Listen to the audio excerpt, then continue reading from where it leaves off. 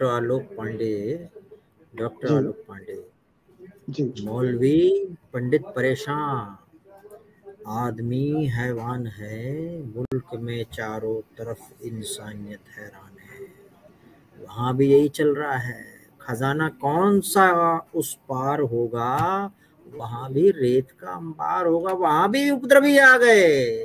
Doctor आलोक, doctor आलोक जी भूपेंद्र जी, मैंने कई बार ये बात कहा है कि जब भी धर्म हावी होता है किसी एक व्यक्ति पर, समाज पर, या राष्ट्र पर, या राष्ट्रों पर, तो उसके परिणाम ऐसे ही आते हैं। संपूर्ण विश्व ने, इस बात को मैं बिल्कुल स्पष्ट कह दूं कि बहुत सारे एक पर्टिकुलर धर्म के की जो गलतियां हैं, जो उनकी विद्रोही प्रवृत्ति है, उसको इग्नोर किया।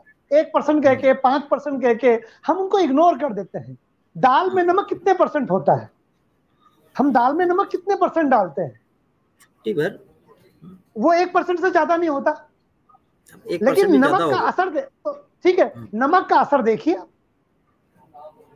इसलिए ये कह के हम उनको कि वो दाल में नमक के बराबर है तो उन्हें इग्नोर करें, दुनिया के हर देश में होते हैं। ये उपद्रवियों को एक मौका देना है। क्या मौका देना है?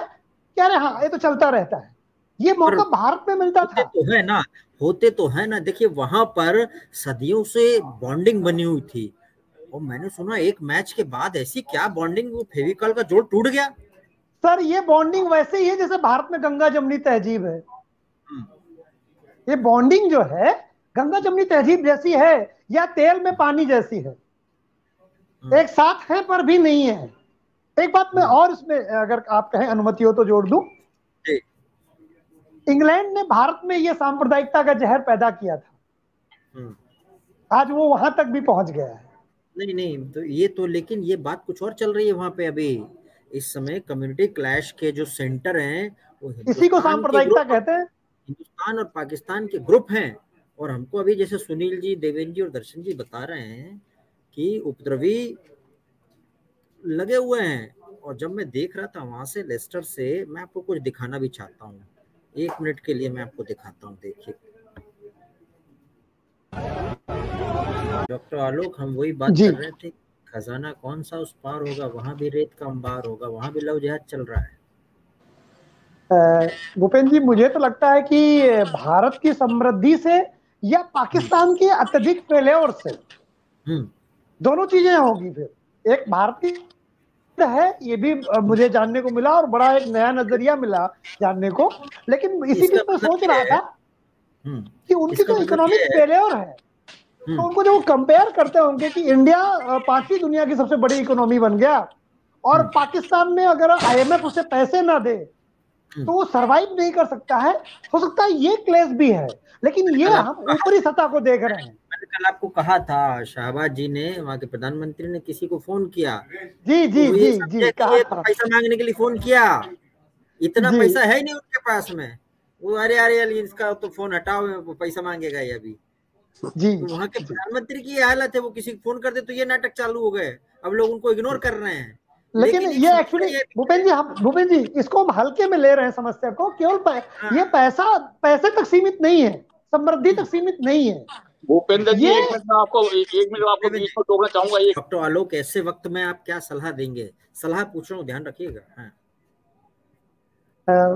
मुझे तो यही लगता है कि सरकार को 2 तरीके से काम करना चाहिए। एक जो शॉर्ट टर्म है, तुरंत अभी एक्शन, जिन्होंने गड़बड़ी की है उनको सख्त सजा मिले, पहला। और दूसरा जो है, दूसरा काम लॉन्ग टर्म होना चाहिए। लॉन्ग टर्म जो है, इसमें जो रिलीजियस कट्टरता है, धार्मिक कट्टरता, सब लोग जो कह रहे हैं सब समझ रहे हैं, मैं भी वही कह रहा हूं कि धार्मिक कट्टरता है, एकेश्वरवाद की धार्मिक कट्टरता, उस धार्मिक कट्टरता पर उस विचार पर प्रहार। तो 2 तरीके हैं, शॉर्ट टर्म, तुरंत अपराधी को तुरंत सजा।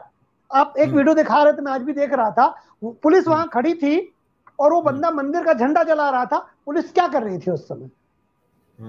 उसे पकड़ना चाहिए था ना, पुलिस का हाथ किसने रोका हुआ था? बाद में पकड़ा नहीं, बाद में पकड़ा ना, लेकिन जब वो चढ़ के झंडा जलाने लगा तब पुलिस खड़ी थी।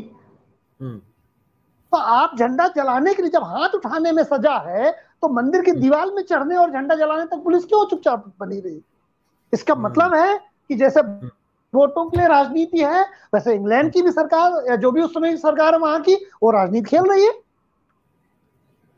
तो राजनीति जब तक हम खेलते रहेंगे तब तक जो ये धार्मिक कट्टरता है ये एक भस्मासुर राक्षस की तरह रहेगी।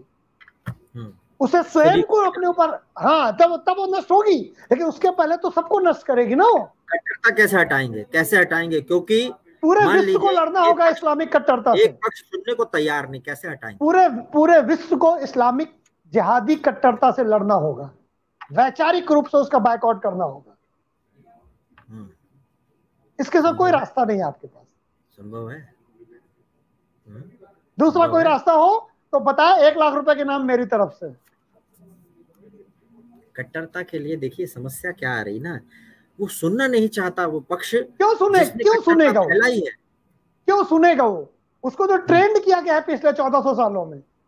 इसका मतलब है जहां ट्रेनिंग हो रही है वहां कुछ किया। ईपी सेंटर पर हमला, वैचारिक हमला, जब तक हम नहीं, वैचारिक हमला, विचारों का चेंज जी। और आप समझ लीजिए, जब तक हम वोट के लिए, चाहे भारत हो, चाहे इंग्लैंड हो, चाहे वो न्यूजीलैंड हो, जब तक हम वोट के लिए गलत बातों का समर्थन करेंगे, हमें इससे कभी छुटकारा नहीं मिलेगा। फिर इससे छुटकारा मिलेगा जब सारी धरती में सब लोग मुसलमान हो जाएंगे, पहला।